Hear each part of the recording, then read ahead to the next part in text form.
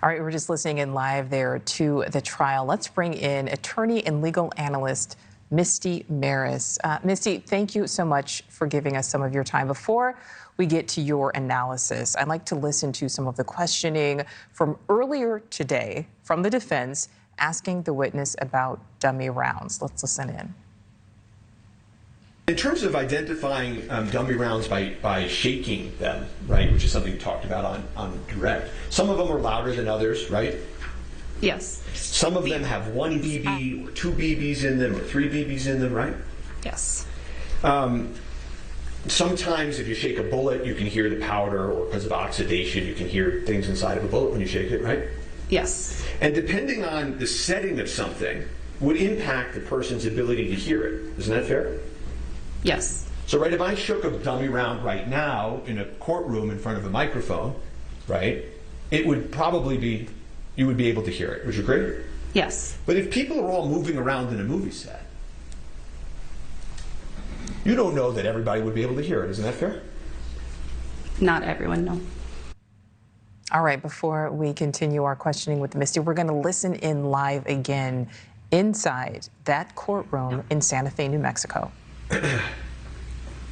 You and the team end up ordering the accidental discharge test, I think you call it the drop test, on the firearm in question, right? Yes. And when you all ordered that test, the FBI told you that this test may very well destroy the gun, right? I don't recall that. Okay, well, let's, I can't put anything on her screen, so I have to keep passing you out. I'm going to show you an email in a minute. But you...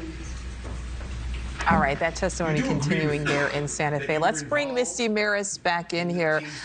So, Misty, we're hearing what's happening live. We heard that back and forth between the lawyer and the witness there on the stand.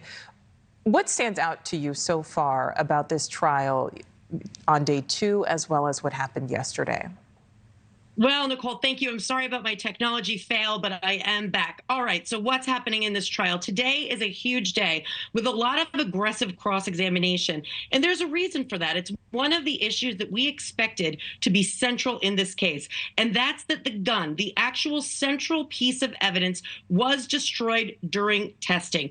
And what we're hearing in this cross-examination is linking the investigator who's making the determinations about what to take from the crime scene, about the impressions of the crime scene, including sending the gun for testing. And what we've seen is now that the investigator knew that the gun would be destroyed when that testing was conducted. This is something we could expect to see as a theme throughout the entirety of the defense case.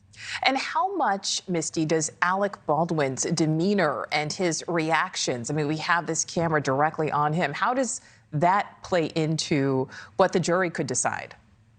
Well, the jury is always very, very observant in the courtroom. So they're going to be paying attention to the way the defendant is conducting themselves. And that's something that defense attorneys are always telling the client to make sure to be engaged and to have a demeanor where it looks like you're taking this seriously. So it's certainly something the jury is going to notice, although their obligation is to base their determinations on the evidence itself and not necessarily what they're seeing from the demeanor of the defendant in the courtroom.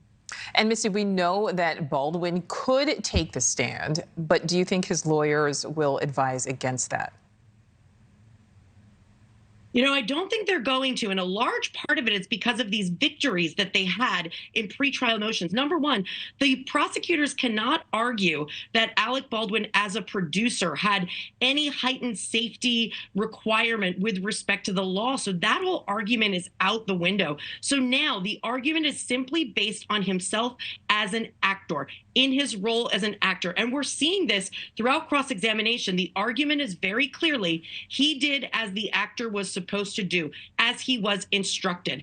And there's plenty of public statements out there and investigatory reports that account for Alec Baldwin's side. So I don't foresee them putting him on the stand. And I'm forecasting this because what was said in opening statements, they said, it doesn't matter if Alec Baldwin pulled the trigger. He says he didn't, but even if he did, it does not matter because as an actor, he's not responsible for gun safety and has no responsibility for those live rounds being on set. So hearing all of that, I don't think we're going to see him take the stand. All right, legal analyst Misty Marris, thank you so much for your time. Thank you.